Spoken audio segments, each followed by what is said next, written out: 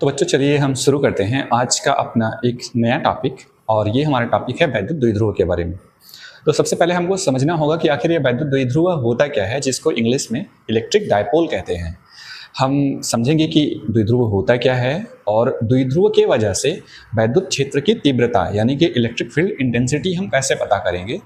तो बोर्ड का ये काफ़ी फेवरेट टॉपिक है, आप इस टॉपिक को अच्छे से समझें। इसमें जो परिभाषाएं हैं, तो परिभाषा में आपको वैद्युत द्विध्रुव का आघूर्ण ये पूछा जा सकता है, या वैद्युत द्विध्रुव की परिभाषा या उसका उदाहरण भी पूछा जा सकता है। तो हमको करना क्या है, हमको बोर्ड के हिसाब से इस टॉपिक को पढ़ लेना है। तो देख लेते हैं कि आखिर वैद्युत द्विध्रुव होता क्या है। हमको पढ़ना है वैद्युत द्विध्रुव कि आखिर ये वैद्युत द्विध्रुव क्या है, जिसको इंग्लिश में इलेक्ट्रिक डायपोल कहते हैं। तो वैद्युत द्विध्रुव होता क्या है, इसकी परिभाषा यहाँ पे बताई गई है। आप चाहे तो परिभाषा को लिख सकते हैं, या आपको अपनी किताब में भी परिभाषा मिल जाएगी, वहाँ से भी आप नोट्स बना सकते हैं। तो वैद्युत द्विध्रुव होता क्या है कि जब दो बराबर और विपरीत प्रकृति के आवेश, द्विध्रुव के लिए हमको याद रखना है कि हमारे आवेश मात्रा में बराबर होने चाहिए। तो एक आवेश हमने लिया माइनस का क्यू और एक आवेश लिया हमने प्लस का क्यू। तो जब दो बराबर परंतु विपरीत प्रकृति के आवेश एक दूसरे से कितनी दूरी पर हों, अल्प दूरी पर हों, एक दूसरे से अल्प दूरी पर स्थित होते हैं, तो जो निकाय बनता है उस निकाय को हम कहेंगे वैद्युत द्विध्रुव। एक बार परिभाषा देख लेते हैं। जब दो समान परिमाण के, परिमाण बराबर होना चाहिए, जैसे ये 5 माइक्रोकूलम है अगर, तो ये भी हमारा 5 माइक्रोकूलम का आवेश होना चाहिए। दो समान परिमाण के विपरीत आवेश, यानी कि एक आवेश हमारा अगर निगेटिव है तो दूसरा आवेश हमारा पॉजिटिव होना चाहिए। एक निश्चित दूरी, याद रखें ये दूरी हमारी कम होनी चाहिए, अल्प दूरी होनी चाहिए। एक निश्चित दूरी 2L अगर आप मानना चाहते हैं तो इस दूरी को 2L भी मान सकते हैं। 2L मानने के पीछे का रीजन क्या है कि अगर इस दूरी को हम L मान लेते, तो जब हम आधी दूरी में दो भागों में इस दूरी को बांटेंगे आगे चल के, तो हमारे लिए एक समस्या आएगी कि यहाँ पे हमारा L/2 और L/2 जो कि कैलकुलेशन में दिक्कत करेगा। एनसीईआरटी की किताब में D मान के चला है, तो आप चाहे D मान लें या 2D मान सकते हैं या 2L मान सकते हैं। अपने कैलकुलेशन के हिसाब से आसान बनाने के लिए हमने 2L माना। याद रखें कि दोनों आवेशों के बीच की दूरी को हमने 2L माना है, जिससे कि जब दो बराबर भागों में डिवाइड करेंगे, मिड पॉइंट निकालेंगे द्विध्रुव का निकालेंगे, तो उसमें हमको क्या होगा कि ये L और L मिल जाएगा। तो 2L दूरी पर रखे जाते हैं। तो इस निकाय को, जो ये बना हमारे निकाय, जो सिस्टम बना, उसको हम कहेंगे वैद्युत द्विध्रुव। और वैद्युत द्विध्रुव में जो प्लस Q और माइनस Q आवेशों के बीच की जो रेखा है, ये जो रेखा बनाई गई, इस रेखा को हम द्विध्रुव का अक्ष कहेंगे। इंग्लिश में डिफिनेशन देख लेते हैं कि आखिर इसका इंग्लिश डिफिनेशन क्या कहता है।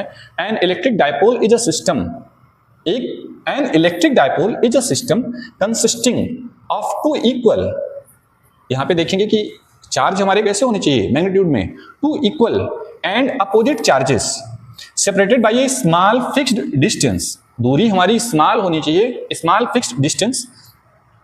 The line joining the two charges is called the axis of the dipole. तो जो ये चार्ज को मिलाने वाली लाइन है, इसको हम कहेंगे एक्सिस डायपोल का। तो डायपोल का एग्जाम्पल हम देख सकते हैं। डायपोल का एग्जाम्पल है हमारे H2O वाटर मॉलिक्यूल्स, ये भी हमारा डायपोल का एक एग्जाम्पल है, या HCl हाइड्रोक्लोरिक एसिड, ये भी हमारा एक डायपोल का एग्जाम्पल है। तो एग्जाम्पल तो हम यहाँ पे लिखे नहीं है, एग्जाम्पल आप खोजेंगे खुद से डायपोल के बारे में, एग्जाम्पल को लिख भी लेंगे। अब अगला जो टॉपिक आता है हमारा, जो बोर्ड में बहुत बार जिसका डिफिनेशन पूछा गया है, वो है इलेक्ट्रिक डायपोल मोमेंट का। इलेक्ट्रिक डायपोल मोमेंट का यानी कि वैद्युत द्विध्रुव आघूर्ण, इसका डिफिनेशन लगभग मान के चले तो हर बोर्ड के पेपर में पूछा ही जाता है 1 नंबर में। तो इसको आप तैयार कर लेंगे, वैद्युत द्विध्रुव का आघूर्ण। तो वैद्युत द्विध्रुव का आघूर्ण होता क्या है, एक बार हम हिंदी में परिभाषा देख लेते हैं, एक बार परिभाषा को हम अंग्रेजी में देख लेंगे। तो वैद्युत द्विध्रुव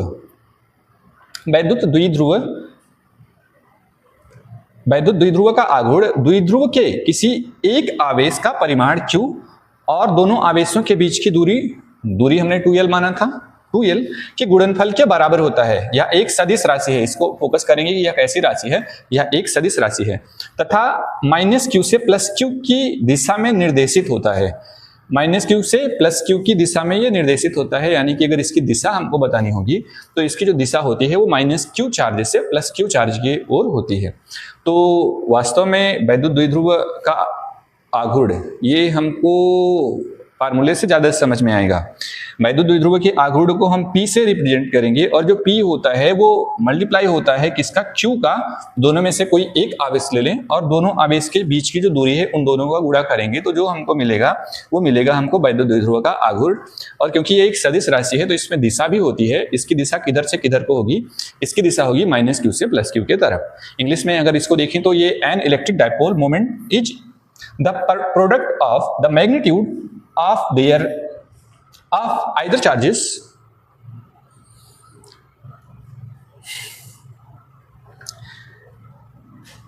the electric dipole moment is the product of the magnitude of either charge -Q या +Q जो भी लेना चाहें and the distance 2L between the two charges. It is a vector quantity. इस पे फोकस करेंगे ये कैसा क्वांटिटी है, it is a vector quantity directed from -Q to +Q। तो इसका यूनिट भी हम देख लेते हैं। यूनिट इसकी है क्या, इसकी यूनिट है क्योंकि हमारे पास एक चार्ज है Q की यूनिट होती है कूलम और L की यूनिट होती है मीटर। तो इस तरीके से हमारा इलेक्ट्रिक डायपोल मोमेंट का जो हमारा यूनिट बनेगा वो बनेगा कूलम मीटर। तो इसकी यूनिट याद रखेंगे कूलम मीटर। फार्मूला इसका याद रखेंगे, P इक्वल होता है Q इंटू 2L। ये याद रखेंगे Q इंटू 2L। और ध्यान रखेंगे 2L है क्या, 2L है दोनों चार्ज के बीच का डिस्टेंस। आपको अलग से 2 का मल्टीप्लाई नहीं करना है न्यूमेरिकल लगाते समय। अक्सर होता क्या है, बच्चे जब इसका न्यूमेरिकल लगाते हैं तो वो एक गलती करते हैं। गलती क्या करते हैं कि हमारे पास ये दूरी हमको दी गई दोनों चार्ज के बीच की, और दोनों चार्ज में से एक वो चार्ज उठा लेते हैं और जब बीच की दूरी लिखते हैं तो गलती से वो 2 का मल्टीप्लाई करा देते हैं, जबकि दोनों के बीच की जो दूरी है मान लेते हैं 10 सेंटीमीटर दिया गया, तो जो 2L है उसकी वैल्यू हमारी 10 सेंटीमीटर है। एक्स्ट्रा 2 हमको लाने की जरूरत नहीं है, तो इस पर आप फोकस करेंगे। तो ये रहा हमारा वैद्युत द्विध्रुव और वैद्युत द्विध्रुव का आघूर्ण। आप इसको तैयार करेंगे। अब हम इसमें ऐड करते हैं एक न्यूमेरिकल, एक डेरिवेशन। वास्तव में हम 2 डेरिवेशन करेंगे। इसकी वजह से इलेक्ट्रिक डायपोल की वजह से हम निकालेंगे इलेक्ट्रिक फील्ड, एक निकालेंगे अक्षीय स्थिति में और एक निकालेंगे निरक्षीय स्थिति में। तो ये 2 डेरिवेशन वास्तव में पेपर में अक्सर आता नहीं है बोर्ड के, लेकिन पहले ये आता था। बोर्ड का पहले ये फेवरेट टॉपिक हुआ करता था कि वैद्युत द्विध्रुव के कारण अक्षीय और निरक्षीय स्थिति में वैद्युत क्षेत्र की तीव्रता। लेकिन अभी इस पे सवाल नहीं बने हैं कई सालों से, लेकिन आप तैयार करेंगे उसको भी। तो चलिए हम वैद्युत क्षेत्र की तीव्रता निकालना सीखते हैं वैद्युत द्विध्रुव की वजह से। और वैद्युत द्विध्रुव यानी कि इलेक्ट्रिक डायपोल के हमको अक्षीय स्थिति यानी कि इन ऑन पोजीशन पर इलेक्ट्रिक फील्ड पता करनी है। तो इसके लिए हम क्या करते हैं, इसके लिए एक वैद्युत द्विध्रुव यानी कि इलेक्ट्रिक डायपोल बनाते हैं। और ये हमारा इलेक्ट्रिक डायपोल -Q चार्ज और +Q चार्ज से मिलके बना हमारा इलेक्ट्रिक डायपोल। और इस पॉइंट को हम A मान लेते हैं, इसको मान लेते हैं B। और यहाँ से हमको, क्योंकि बताना कहाँ पे है, हमको बताना है अक्षीय स्थिति पे, यानी कि इन दोनों लाइन को मिलाने वाली जो रेखा है उसको अक्ष कहेंगे द्विध्रुव के। इसी लाइन पे इसी को आगे बढ़ाएं और इसी पे आगे कोई हमको पॉइंट मिला है यहाँ। इस पॉइंट को मान लेते हैं हम AB नाम दे चुके हैं, इसको मान लेते हैं हम M। इस M पॉइंट पर हमको बताना है इलेक्ट्रिक फील्ड की इंटेंसिटी यानी वैद्युत क्षेत्र की तीव्रता। किसके वजह से, इस इलेक्ट्रिक डायपोल की वजह से। तो अब करते क्या है कि इस डायपोल के बीच की दूरी को हमको पता है कि हम डायपोल के बीच की दूरी को 2L मानते हैं। तो अगर ये 2L है तो डायपोल का हमको मिड पॉइंट पता कर लेना है। डायपोल का मिड पॉइंट मान लेते हैं O है। तो यहाँ से यहाँ तक की दूरी जो है वो L हो जाएगी, यहाँ से यहाँ तक की दूरी जो है वो L हो जाएगी। मानते हैं कि जो हमारा पॉइंट जिस पे वैद्युत क्षेत्र की तीव्रता इलेक्ट्रिक फील्ड की इंटेंसिटी निकालनी है हमको, वो हमारे मिड पॉइंट से, डायपोल के मिड पॉइंट से R डिस्टेंस पर है। यानी कि यहाँ मिड पॉइंट से R डिस्टेंस पर एक पॉइंट है जिसपे हमको बताना है इलेक्ट्रिक फील्ड की इंटेंसिटी, वैद्युत क्षेत्र की तीव्रता।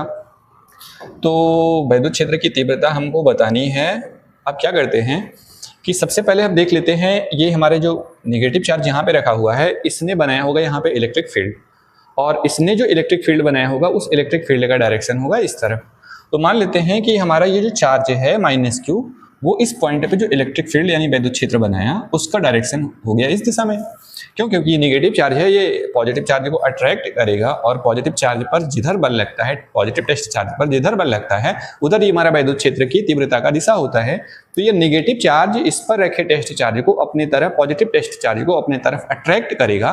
तो इलेक्ट्रिक फील्ड का डायरेक्शन इस पे जो बनेगा वो इस डायरेक्शन में बनेगा। तो इसने मान लेते हैं इलेक्ट्रिक फील्ड बनाया EA।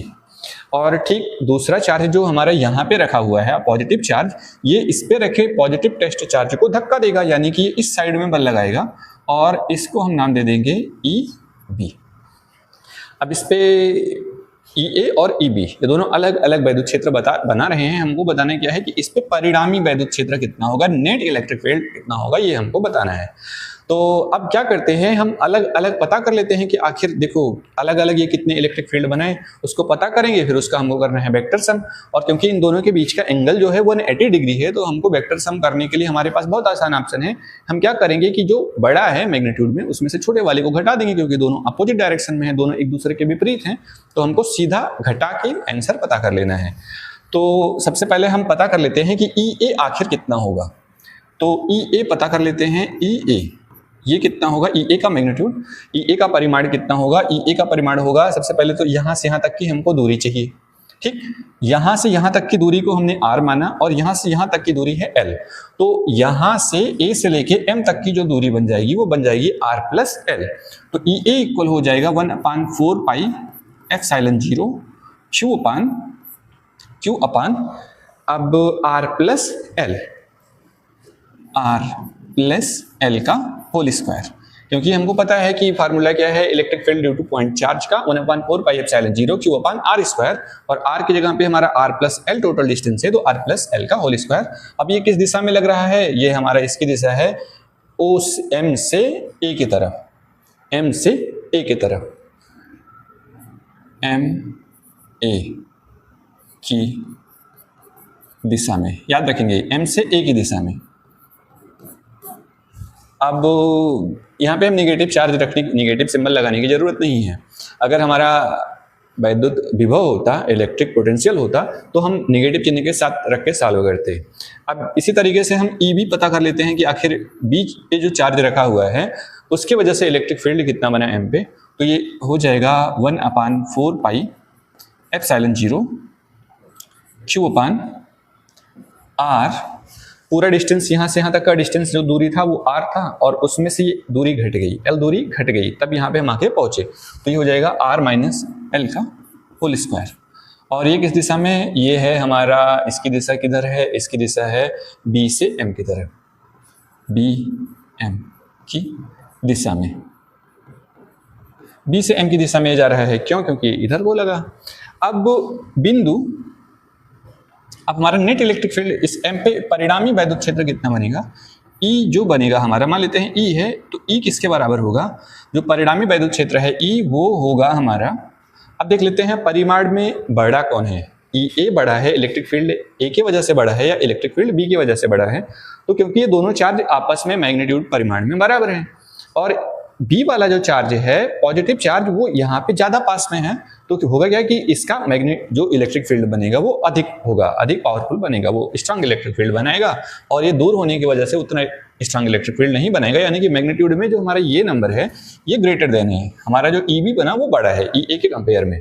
तो अब हमको क्योंकि अपोजिट डायरेक्शन में है दोनों, तो हमको माइनस करना पड़ेगा, इस वजह से जो हमारा E बनेगा वो बन जाएगा EB माइनस EA।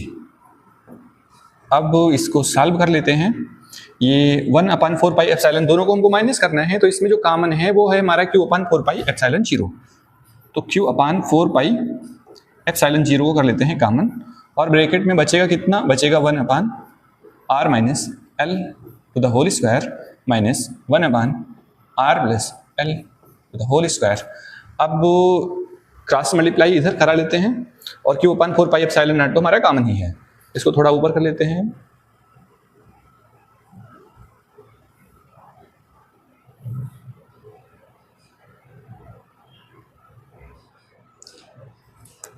अब कॉमन कर लेते हैं, ये तो कॉमन हो गया, क्रॉस मल्टीप्लाई कराते हैं, तो Q/4 पाई एप्सिलॉन 0 ये इधर, और ये हो जाएगा R square plus L square plus 2LR, A square plus B square plus 2AB, हम इसको विस्तार करके इधर लिख दिए। अब ये इधर को गुणा करेंगे, A माइनस B का होल स्क्वायर जब होगा तो हम क्या करेंगे कि सब इस माइनस होने की वजह से सबके चिन्ह को बदलते चले जाएंगे, तो ये हो जाएगा minus R square minus L square और माइनस 2AB बन जाएगा प्लस 2AB, ये हो गया प्लस 2R टू LR, क्योंकि यहाँ पे भी LR लिखे हैं तो यहाँ पे भी लिख लेते हैं जिससे आप सबको कन्फ्यूजन ना हो। और अपान ये एक ब्रैकेट पे है a प्लस बी, एक ब्रैकेट पे है a माइनस बी, दोनों का आपस में मल्टीप्लाई कराएंगे, इधर मल्टीप्लाई इन दोनों का आपस में, तो ये बन जाएगा R square minus L square का होल स्क्वायर। अब वो आगे देख लेते हैं, ये हो गया Q अपान 4 पाई एप्सिलॉन 0। अब ये वैल्यू ये कैंसिल, ये और ये कैंसिल, 2LR और 2LR मिलके बन जाएंगे 4LR, तो ये हो गया 4LR upon R square minus L square whole square. अब यहाँ पे एक चीज देख लेते हैं कि R के कंपेयर में L जो था वो बहुत छोटा था, R के कंपेयर में L जो है वो बहुत छोटा है। ये जो हमारा R है वो बड़ा है किससे, L से काफी बड़ा है, तो जो R स्क्वायर होगा वो बहुत ज्यादा बड़ा हो जाएगा हमारे L स्क्वायर में। तो हम क्या करते हैं कि हम अपने L स्क्वायर को नगण्य मान लेते हैं, निग्लेक्ट कर देते हैं, इसको L स्क्वायर को कर देते हैं निग्लेक्ट, उसको हम मान लेते हैं नगण्य। तो अब ये बनेगा कितना, ये हो गया Q। अच्छा, आप करते क्या है कि इस Q को हम इसके पास भेज देते हैं, ये जो हमारा नंबर है Q को उधर भेज देते हैं, और तब ये बन जाएगा 1/4 pi epsilon 0 into Q 4LR। और यहाँ पे जब निग्लेक्ट कर दिए तो पावर इसके पास आया, ये हो गया R टू द पावर 4। अब ये इसको कैंसिल कर देगा, अभी यहाँ पे हमारा 3 बचने वाला है पावर, एक पावर इसके पास 4 पावर थे, इसको कैंसिल करके इसके पावर को 3 बना देगा।